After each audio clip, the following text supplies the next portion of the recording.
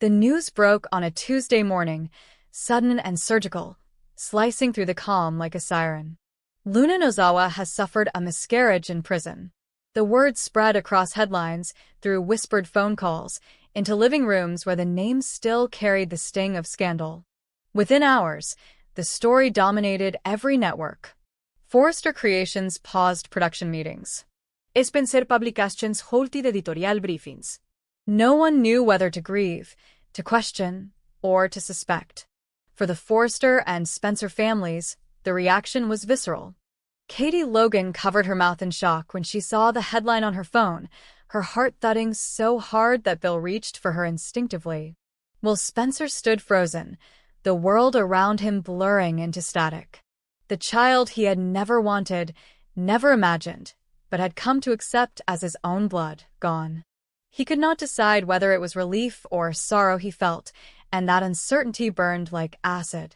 Steffi Forrester, meanwhile, sat behind her office desk, staring at the same report in silence. The first wave of emotion that washed through her was not sympathy, it was suspicion. She had long sworn that Luna would not manipulate her way into redemption by using her pregnancy as a shield.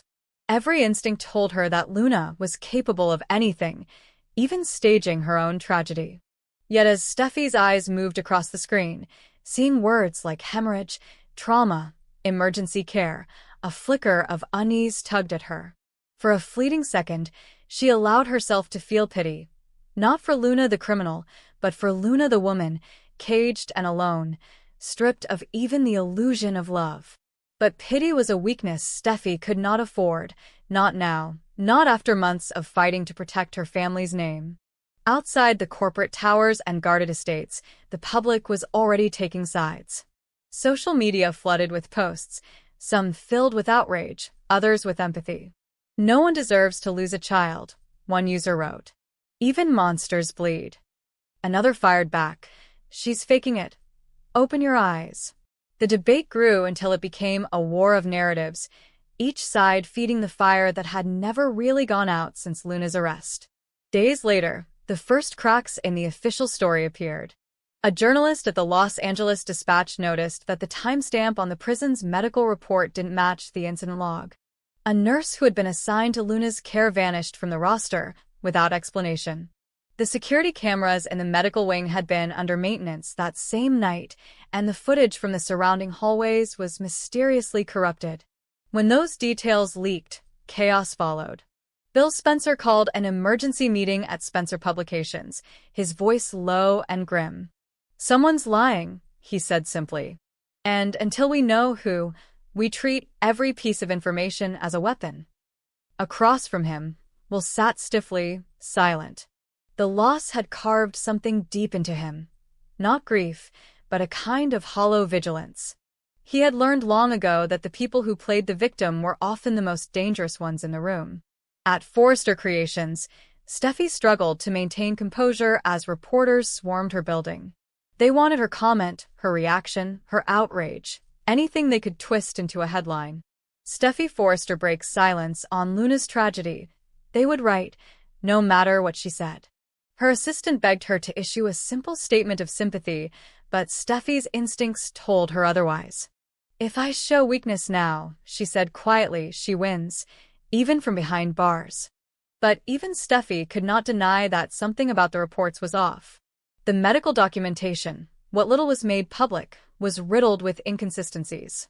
One page referenced Luna's miscarriage at 3:14 a.m., another recorded the same event at 5:47. The attending physician's signature was illegible, and the hospital's record system showed that the file had been accessed and edited multiple times within 24 hours. When the name of the attending nurse finally surfaced, it was already too late. She had resigned, emptied her locker, and disappeared. The whispers began immediately. What if Luna hadn't lost the baby at all? The idea was absurd, outrageous even, but in a world built on lies, absurdity was never the limit. Rumors claimed that Luna had bribed a doctor, that the blood in the infirmary had not been hers. Others suggested that she had gone into labor prematurely and that a guard, sympathetic or corrupt, had smuggled the child out before authorities could intervene. Theories multiplied like smoke, feeding off the oxygen of doubt. Well, Spencer tried not to listen, but the world refused to let him forget. Everywhere he went, he heard his name paired with hers, the father of the lost child, the man tied to the fallen woman. Electra Forrester, his girlfriend, tried to anchor him to reality, but she felt the tension building in every conversation. "She's gone," Electra told him one night, her voice soft but edged with desperation. "She's not coming back." But Will's silence told her he didn't believe it. Not fully. Not yet. Then came the photograph. A grainy image surfaced online 2 weeks after Luna's supposed miscarriage. A woman in a hospital gown, her hair dark and loose, being wheeled down a corridor by a man in scrubs. Her face was half-turned, blurred, but something about the angle of her jaw, the curve of her cheek, it was unmistakably Luna. The photo was deleted minutes after it appeared, but by then it had already been copied, reposted, dissected. Conspiracy forums lit up with theories. Luna Nozawa alive, child smuggled out? Whistleblower inside prison confirms cover-up. The truth, whatever it was, had ceased to matter. The myth was stronger. For Steffi, it was a nightmare she had seen coming. "She's orchestrating this," she told Ridge in a late-night meeting. "She's manipulating every move from behind those walls, if she's even still there." But Ridge's eyes betrayed the doubt Steffi refused to voice aloud. What if Luna wasn't manipulating anything? What if the system itself had been bent to someone else's will? Meanwhile, in a small coastal town miles away from Los Angeles, a young doctor named Nathan Bellamy received a package with no return address. Inside was a single flash drive and a note written in elegant handwriting: "Keep the child safe. For now, the world cannot know."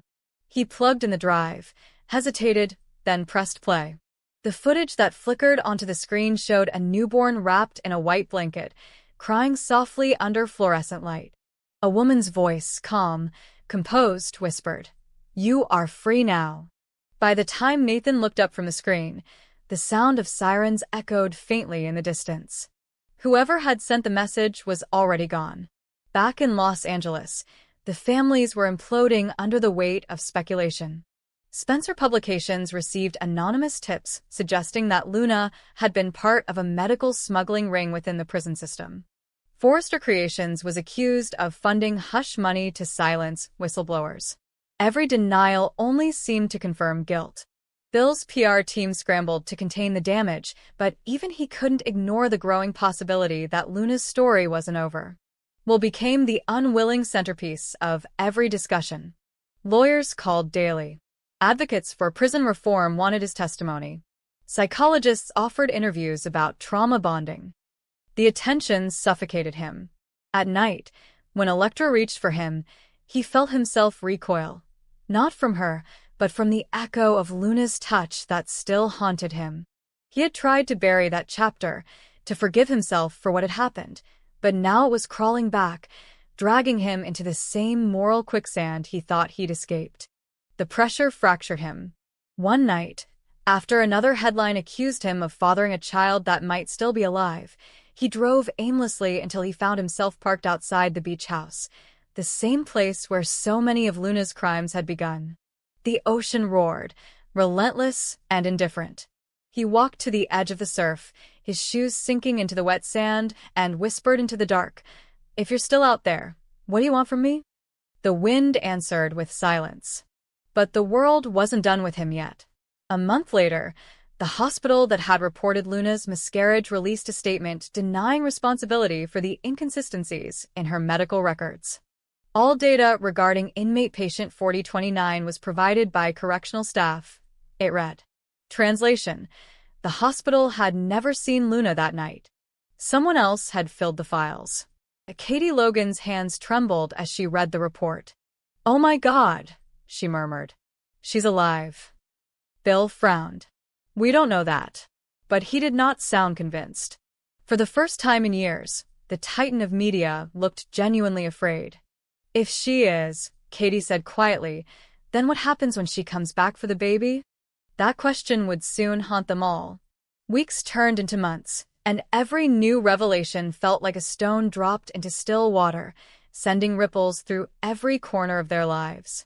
Then one evening, as Will and Electra prepared for a charity gala, a letter arrived at their home. The envelope was plain, the handwriting delicate, almost elegant. Inside was a single line written in red ink, "A mother never forgets." Electra dropped the letter, her face draining of color. Will read it twice, then tore it in half, but his hands were shaking. "It's her," he whispered. "It has to be." That night, neither of them slept. In the following days, subtle things began to happen. A toy they didn't own appeared in the nursery, a small stuffed fox with a tag that read Luna's Lullaby. Their security system glitched twice in 1 week. A bouquet of lilies was left on their doorstep, no note, no delivery record. To the outside world, it might have been coincidence. To them, it was a message. She was watching. Steffi refused to be intimidated. "If she's alive," she said during a tense family meeting, "then we'll expose her. We'll show the world who she really is." But beneath her conviction was a growing dread. Because deep down, Steffi knew that truth wasn't always a weapon. Sometimes it was a trap. The more they pursued Luna, the more the story turned against them. Public sympathy shifted again. The narrative of a grieving mother wronged by power began to eclipse the facts of her crimes. Then, one night, everything shifted. A breaking news alert interrupted every network broadcast. Unconfirmed reports suggest Luna Nozawa may have escaped custody prior to her alleged miscarriage. The footage that followed was grainy and chaotic. A dock at night, a woman in a trench coat boarding a small boat, her face hidden beneath a hood. The timestamp matched the week of her supposed hospitalization. The anchor's voice trembled as she read the headline. If verified, this could be one of the most elaborate cover-ups in recent history. The next morning, Will received another letter. This time it was a birth certificate unfiled and signed but undeniably authentic. The name written on the form was Elias Nozawa Spencer. His breath caught as he read it. The date of birth matched the night of the miscarriage. Electra's voice broke. "She didn't lose the baby," she whispered. "She took him." From that moment, their lives became a slow descent into paranoia. Every knock on the door, every shadow outside the window, every whisper of wind felt like her return. Lawyers flooded their phones, warning them that Luna, if alive, could legally claim maternal rights. "If she can prove the child exists," one attorney explained, "it's her word against yours." Steffi tried to intervene, using her influence to rally support around Will and Electra. But even she began to sense that something larger was unfolding, something orchestrated. The leaks, the timing, the documents that surfaced exactly when public interest began to fade, all too precise. Someone was helping Luna, someone with resources and motive. The question was who? Rumors emerged of a doctor who had vanished the same week Luna disappeared, Nathan Bellamy, the same man who had once worked under a Spencer-funded research grant. His clinic, located on the outskirts of town, was found empty, the equipment gone, the records wiped. In one corner, investigators discovered a discarded hospital bracelet with the name Elias printed faintly across the plastic. By then, Luna's legend had overtaken her reality. She was the ghost who refused to stay buried, a mother, a fugitive, a symbol. Talk shows speculated about her motives. Some painted her as a wronged woman reclaiming her child from corrupt elites. Others whispered darker theories that she planned to use the baby as ransom, or worse, as proof of her control over Will Spencer's life. For Will and Electra, the psychological toll became unbearable. Electra's anxiety grew until every sound made her flinch. Will's guilt consumed him. He began to question his own memories of Luna, wondering if somewhere, beneath the madness, she had truly believed her actions were love. That thought terrified him most of all.